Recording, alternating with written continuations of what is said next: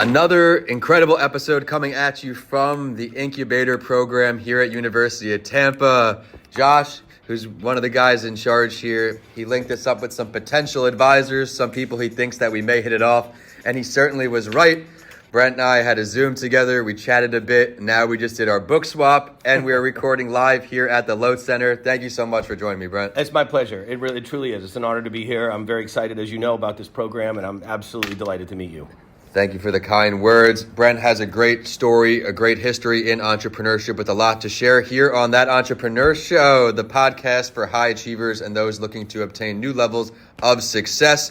Authentic conversations on business and life coming your way, and today will be no different. So we're going to kick it off with you. I've been lucky enough to been in contact with you. Now we're doing our first little collaboration here. Yeah. For everyone who does not know how your entrepreneurial journey began, let's fill them in. I guess I was an entrepreneur from the very start. So I grew up in rural Maine. I grew up in a little town north of Bangor, Maine called Howland, Maine. We actually had one exit on I-95. And, it's a town of 5,000 people. So, there wasn't a lot for a kid to do. So it was a lot of self-motivation, right? So I was raised by a very loving mother, a single-parent home who, basically convinced me that I could do and be anything that I chose to do if I worked hard enough and focused and all the things you tell kids if you love them. And so, I started my first entrepreneurial event, I guess, when I was 14. I was a freshman in high school, and I was looking for a way to spend the summer. And I actually opened the Howland Job Bank, which would have been like Monster.com before the .com, right? So like kids came to me and signed up. And then I put up posters all around town, like, need someone to mow your lawn, need someone to carry your groceries. And I didn't make any money at it or anything. It was just something I did kind of as a community service. I guess maybe I convinced the school to actually pay me to do this. Now that I think about it, I probably made like $100 a week or something. At the time, it was 1981. Good money. So it was damn good money way back there in the olden days when the dinosaurs roamed the earth. And I put myself through college, I put myself through grad school at MIT, and I put myself through law school at Boston University. I've had jobs of one kind or another my whole career. In 94, when I finished law school, I went to San Francisco. Entrepreneurship was in the drinking water in San Francisco in the 90s.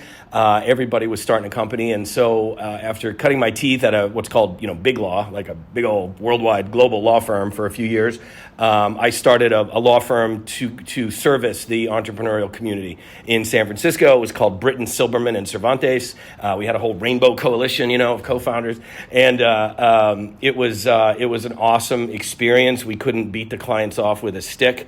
We got to meet all kinds of incredible people. We were Craig Newmark's first lawyer of Craigslist. We actually formed Craigslist. We were counsel to companies that went on to get bought by big companies like OpenTable and stuff.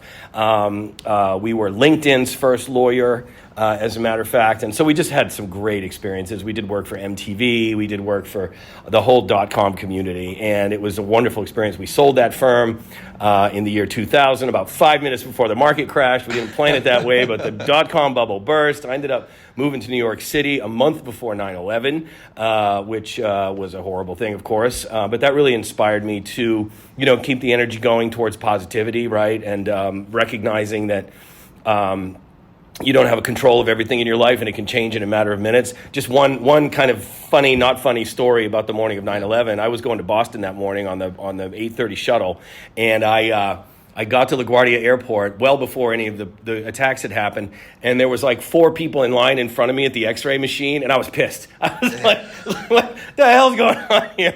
Come on, you get out of the way. And that was obviously the last day any of us were able to have that the freedom to feel that way. But anyway, I by way of I got married, had kids. Post 9/11, that happened about that fast. Literally, got married, had kids, and my ex-wife had grown up here in Tampa, so we moved here. I'm since divorced and remarried, extremely happily so. And I have been running a firm here in Tampa, or practice here in Tampa, since 2004. I've been in Tampa for 20 years now, so I'm officially, I think, a local at this point. I've been among the large chorus of people in this town who've been singing the song of entrepreneurship for 2 decades now. Not taking any credit for all the wonderful things that have happened here lately, but I've been a voice in that chorus, and very proudly so. My practice as a lawyer has basically been the same thing it was in the 90s in San Francisco, which is formation to exit legal representation of the technology startup and the entrepreneur. Don't have to be a technology company, but we kind of get the joke, if you are. As I mentioned, I was an engineer a million years ago, so I tend to focus on digital and software and that sort of thing. And I've started a few companies over the years. I make a very lousy CEO at a startup company because it turns out I run a very busy law practice. And as I preach to people like you, when we talk about entrepreneurship, is you don't really do this on nights and weekends if you want to do it right. I mean, you got to start somewhere. Right. But if you're going to be a full-time entrepreneur, it's got to be your full-time job as soon as possible. So I've had spectacular failures. I've had some great ideas. I've learned a whole lot. And so now I've got my firm, CoreX Legal, CoreX Legal, here in Tampa, with a small office in San Francisco, doing the same thing we've always been doing, is helping the entrepreneur. It's in my heart and my soul to make new people, new entrepreneurs do new stuff and make new things. It's where the new toys come from. It's where the iPhone comes from, and Cadillacs and skyscrapers and all the things, right? I mean, it's just miraculous how innovative human beings can be. And every time you think we're done, you're wrong, right? It just keeps getting better and better. And I do have a couple of AI startups that I'm officially a co-founder of right now. One to put lawyers like me out of business, because I'm no fool. I was lucky enough to study artificial intelligence under one of the guys who invented it, Marvin Minsky, years and years and years ago.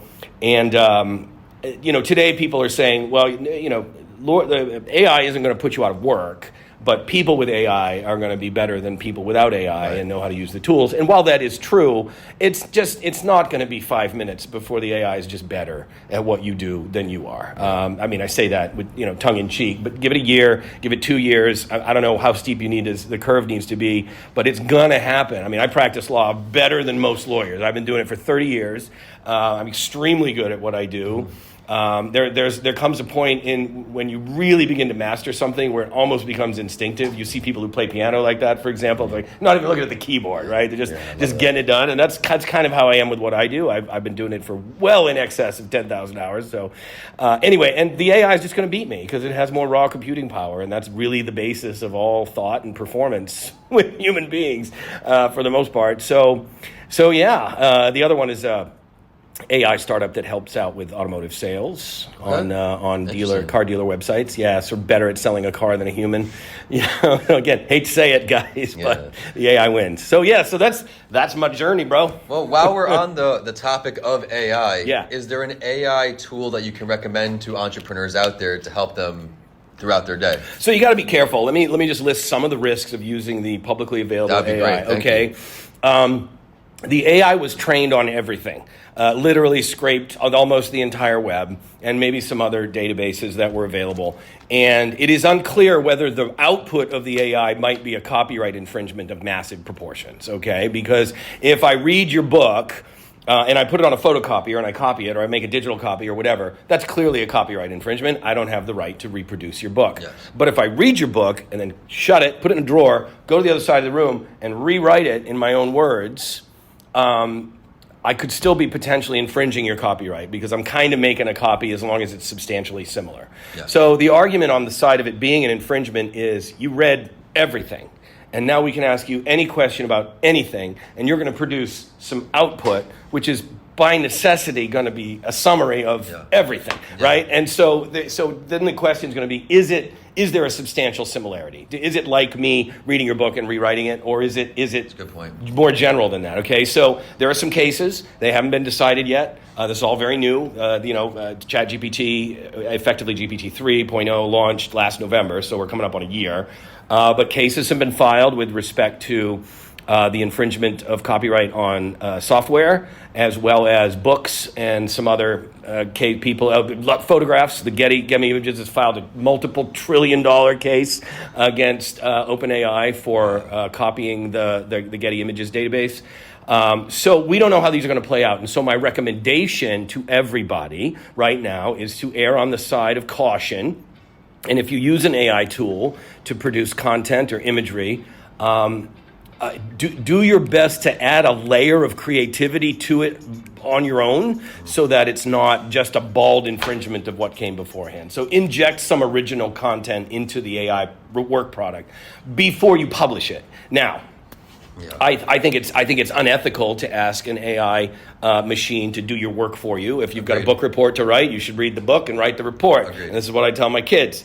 But there's nothing wrong with asking the AI to help. You know, give me a paragraph on this, and then rewrite it in your own words. That stimulates the same kind of thought as if you had, done the work without the AI. So the other thing is, so if you use the AI to produce content, the copyright law in the United States says that only humans can be authors. Only human beings can be authors. And anything produced by a non-human is by definition not ownable and not copyrightable, and therefore in the public domain. So if you leave your phone on the floor and your dog steps on the camera and takes a handsome selfie of itself from below, his face and nose and everything, that picture is automatically in the public domain. You don't own it. The dog doesn't own it. The dog can't own property. Same with AI. If you ask an AI to produce a picture or a book or whatever, it is technically not ownable. It's in the public domain. And if you publish it, everybody can copy it and pay you nothing. So there's another risk to be associated with. Okay, so for those of you... This is definitely very valuable. For those of you following along at home, I'm glad you find this valuable, but you are now subject to a double-edged sword. Number one, everything you produce with an AI, you don't own and nobody does, and everybody can copy it. But number two, you can still be sued for it because it might still infringe the copyrights of other people. The point of that with even the books, I have come across someone who, like you in the way we work hard, we do the work and we put it in. Someone was using ChatGPT, a fellow, they're building this book. Yeah. I'm like, you've written a book before, it's a completely different voice from the first book. Right. So people are going to recognize that. The sentences aren't built the way that you write your sentences. Absolutely. And it's someone else doing the work. And now that you've educated me, that might be already borrowed material from someone else on the web in someone else's book. Yeah. And now you're putting your name on it. Well, and so, the thing is, if you use ChatGPT to draft an email in a fancy voice or something, maybe people can tell, maybe they can't, whatever. That's your reputation at stake, but nobody's probably going to sue you for that. But if you're producing, if you're writing a new book and you decide to go grab a chapter off an AI and it turns out to be substantially similar to a chapter in another book on the same subject, chances are someone's going to notice that. Yeah. And I have represented clients before AI was in common use. I've represented clients who got sued for stuff like that because unbeknownst to them, some worker or independent contractor or somebody took the shortcut, decided, I need to write this chapter. I'll just steal it from this. I read this book 5 years ago, steal it, put it in my book. And who's going to notice? Well, they notice. They find out. So always assume you'll get caught. I appreciate you enlightening me on all this and everyone out there with AI. This is some things we need to consider that we may not have been considering before. Yes, it's easy. ChatGPT, open it, done, put it in, but there are repercussions there. I want to circle back to some of the work you're doing now. You've had decades working with entrepreneurs, exiting companies. Yep. Is there any advice you can offer maybe some of the entrepreneurs out there who are beginning to get the ball rolling with thinking maybe we want to start exiting? Yes. What are some things they need to start before anything else can happen? Yeah, so if you're thinking of being an entrepreneur, I want you to think of entrepreneurship like a scientific experiment, okay? And I'm not joking. The way we used to do entrepreneurship is we used to do this. The light bulb went off over somebody's head and they said, oh my God, this is the best idea. I'm not going to keep it secret. I'm not going to tell anybody. Maybe I'm going to pitch some investors. I'm going to get some money. I'm going to build the product, I'm not going to tell anybody. I'm going to build because I want to stay in stealth mode because I'm paranoid that if I tell somebody, they're going to see such a genius idea. They're going to steal it from me. So I'm going to stay secret. And then I'm going to launch. And I'm going to cross my fingers and hope that the customers come rolling in. We don't do that anymore. We don't rely on our investors to, audition the future and say, yes, that is a good idea. I will anoint it with a check. No, what we do is we go out to our customers and we say, this is the scientific experiment part. We go, you have to do that. That's the scientist part. I wonder what these customers want to buy. Maybe I should ask them, hey, customer, Are you thirsty? Would you buy this bottle of water? Because I've got this nifty little structure I invented called a cap on it, and maybe you might like it in that way. And then you listen to what they say. Like going and asking your customers what their pain points are and where they will pay to have aspirin or Advil to solve those pain points is where you direct your energy as a company. So you don't just think, oh my God, everybody's going to love this, let me go make it. Once you have the idea, you go validate it. Go to the market and validate your idea. And it's huge. And this is not something that occurred to people for years. And it's not something that, I'll be honest with you, one of my most embarrassing entrepreneurial failures was abject failure to market validate. I was like, this is the best idea since rope. I don't need anyone to tell me. And of course, it wasn't. It failed. So do market validation before you commit your time and energy and other people's money or your money to this entrepreneurial enterprise. Otherwise, you're just wasting everybody's time on a wish or an assumption. And those assumptions need to be questioned, and your ideas need to be validated, because you may think people will pay $1,000 a month to subscribe to your fancy new SaaS because of all the things it does. But unless they tell you that or actually start paying for it, you just have no data. You have no evidence. And so therefore, you're just dreaming. And again, I say again, you're wasting your time, your family's time, your co-founder's time if you don't do that step. That's the number one thing that I look for in a pitch deck or a presentation is how many customers have you talked to? How do you know people are going to want to buy this? How do you know they're going to want to buy this? What if it turned it blue instead of red, right? Like, have you tested this stuff? So that's the scientific experiment part, is figuring out where people's pupils dilate and they go, oh, take my money now. And that's where you build a product. Other than that, there's a ton of stuff I want to talk about, I think, that I would ordinarily say at this point, which is before you form your company, you have to name it. So we need to do the naming function before we really do anything else. You need to give yourself enough runway for this because it takes a while. Again, you're going to come up with a name and you're going to think, oh, this is the greatest name ever. And you're going to Google it. And it's going to, let's say your name is Candy, C-A-N-Y, for whatever reason. Let's just say it's Candy. And you Google Candy and you realize, oh, there's like 18 candies out there that do what I do, which is the water bottle concept. And so I know I'll change the C to a K, and I'll change the Y to an I, and it'll be Candy, K-A-N-D-Y. And you Google that, and you don't find any, and you're like, I'm in. Well, I got news for you. Trademark lawyer talking here. K-A-N-D-Y is identical to C-A-N-D-I from a trademark perspective, because that analysis is done in sort of an overall look and feel and phonetic comparison, stuff like that. So you can't just change your S's to Z's, and you can't change your Y's to I's and all that in order to get out of a trademark problem. So you got to hand this to somebody who knows how to do it. I'm not looking for money or clients here. I'm just saying find yourself a trademark lawyer or somebody who knows how to do trademark search. Go to the trademark database, commission a formal trademark search, and figure out if you can use this name without risk, because there are two risks associated with naming things. The first risk is that somebody will sue you for using the name in commerce because it's too substantially similar, confusingly similar, rather, to their brand name. Right. Now, you can have Candy brand water and you can have Candy brand books, and chances are those things aren't confusingly similar because there's different channels of trade. You buy books at a bookstore or on Amazon. You buy water at the 7-Eleven. So you have different channels of trade and customers and things like that.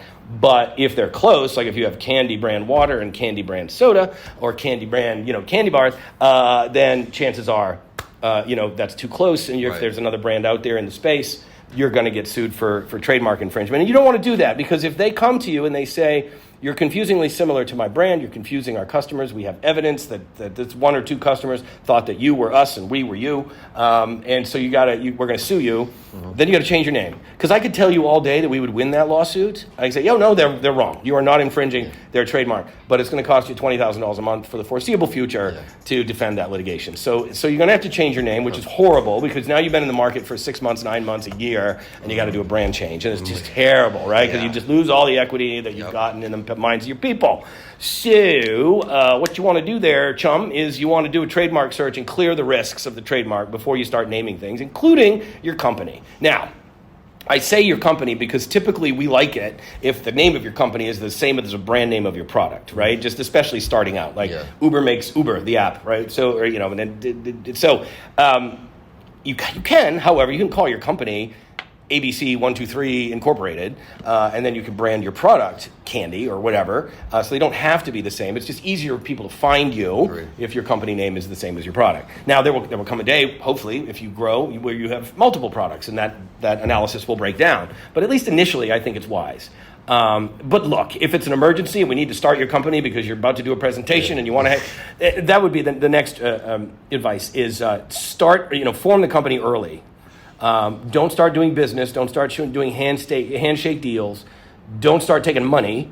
Don't start signing contracts until that company is formed, because you want to do all of this in the name of the company, not yourself personally. And here's why. If you piss somebody off, pardon my Shakespeare, which you will, because commerce is the seas of commerce are very stormy, someone potentially is going to sue you. And if you don't have a company, they're going to sue you personally.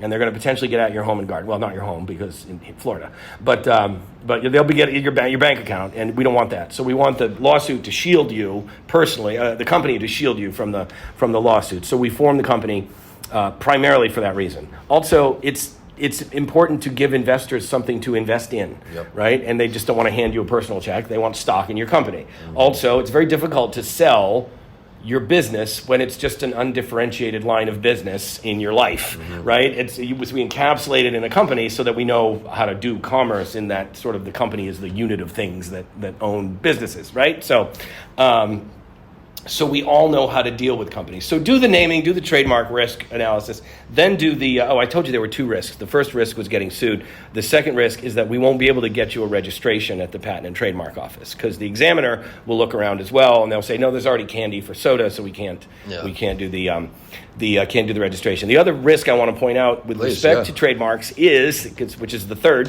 which is it can't be too descriptive or generic of the underlying goods and services. So if you're selling candy and we're going to call it candy, you can't do that, because other candy people need to use the word candy. The example I like to give is if you're Steve Jobs and you're selling computers, you can own the word Apple. But if you're Frank, the orchard owner, selling apples, you can't own the word Apple, because other Apple owners need to use that, right? So it's too descriptive. So you can't own descriptive things, which is tough, because many times you want to name your company in a way that educates people as to what it does, which means you might choose a descriptive brand name, but you mustn't. You should move to something. If you want to own it with low risk, you should move to something that's fanciful and bears no rhetorical relationship to the underlying goods and services. I mean, the value's been off the charts since I got this guy on the show today, but we're not going to let him go that quick. Before we let you go, before we find out where to find him online, how to get in touch with him, we spoke about starting now.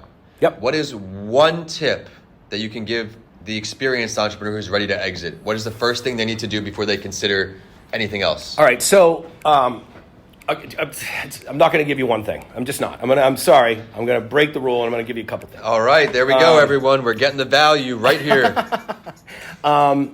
Prepare for exit from day one, okay? This is my philosophy in my law practice, and it should be in your company as well. When you get to the point where you're about to sell your company, and this may also happen to a lesser extent at your Series A or other serious priced investment round, you're going to have to undergo due diligence, which means buyer's counsel is going to want to look at practically every document you've ever seen in your company. So have it ready. Have it in a vault. Have it in a data vault, and separate it by, these are my corporate docs. These are my corporate minutes. These are the things I file with the state. These are my tax returns. These are my trademarks. And just, put it in buckets, because that's the way they're going to want to see it. And then you can just give them a password to your Google Doc site or whatever, and or your Dropbox or whatever, and they can hop in and just look at everything. So be prepared for due diligence. If somebody's going to give you $50 or $100 million for your company, they're going to look at it very closely.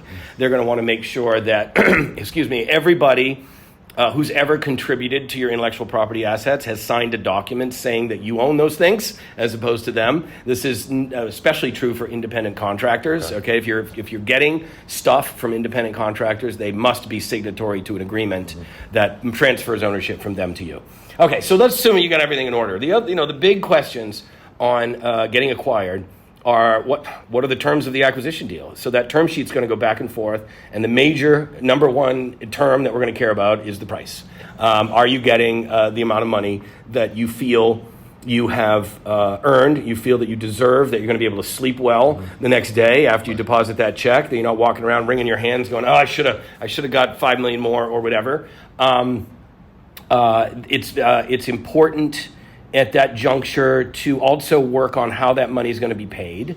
Obviously, we want to get it all up front. Yeah. Buyer wants to give you some of it today and some of it tomorrow and some of it next year based on ongoing performance. So that's another layer to the deal is there going to be an earnout? I don't like them, frankly. I'd rather you get all your money today. Yeah. But in certain instances, you're getting bought by a company that itself is going to exit at some point in the future. And so you may continue on with the new company with new equity in the new company with the expectation of another exit down the road. So you need to sort of cross that bridge. With respect to valuation, I just want to point out that if you're a successful technology startup company, you won't have to look for buyers. If you've populated your network and your tribe properly, there are already people who know about you at the companies who ought to be a candidate to buy you, probably sitting on your advisory board, for example.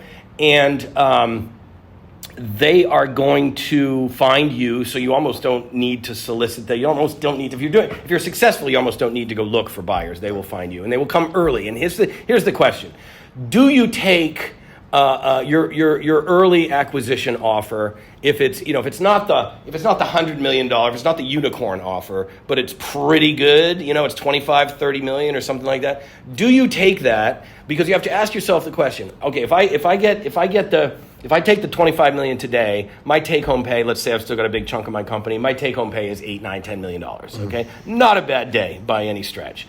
But you have to ask yourself, what do we have to do to get from that $25 million valuation to that $500 million valuation or that $1 billion valuation? Absolutely. And how much dilution am I going to suffer over those years that it takes to bring in new investors to get the valuation out of the company? And am I still going to end up at the end of 3 or 4 years with the same $8 or $10 million that I could have had today because I thought I was going to have a smaller piece of a much bigger pie that didn't turn out to be true? I have had clients go through this, okay? The reason I say this is real world stuff. Yeah. They've said to me, we should have taken that first offer we got from Yahoo because I was going to bank X amount of money, and we waited 3 years, and we built it, and when we finally sold it, guess what? I banked like X plus 10% or something like that. So I'm not giving advice here. I'm saying that issue will come up. And it's going to be based on the specific dynamics of the deal that you're in and what's going to happen with the acquiring company. But I will say, try to push back on the earnout.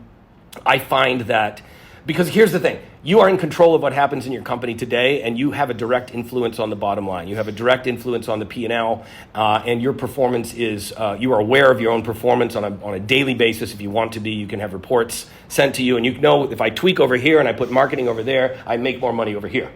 You can generally figure that out if you're in control of your company. Once you get bought, you're not. Once you get bought, you're no longer in control of your company. You're now being bossed by the boss, by the person who bought you. And it's a rare circumstance where you remain independent and in complete control of your P&L.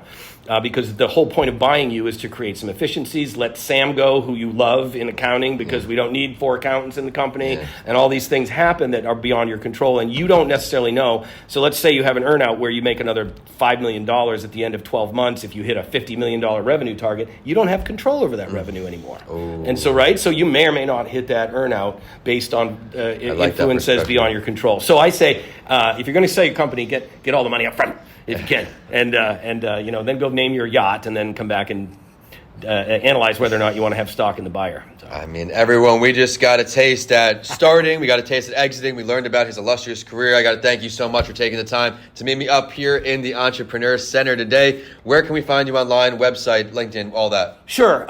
You can find me. My law firm is at CoreX Legal, CoreXLegal.com. You can email me. Listen, I've been on the internet since before it was called the internet. Okay, I first logged into an internet-connected computer in like 1982, and I still can't pronounce the word email properly. I was on the internet before y'all showed up. Is all I'm saying. It was a peaceful place, but I'm sure it was. BCJB, Bravo Charlie Juliet Bravo at CoreXLegal.com. You can find me on Facebook at Brent.Britton. You can find me on LinkedIn at Brent Britton. My blog is at BrentBritton.com. It's kind of feeble. I don't mind telling you. It's kind of anemic. I don't get out there very much. Yeah, I do put quippy little posts and some legal advice now and then out on LinkedIn and Facebook.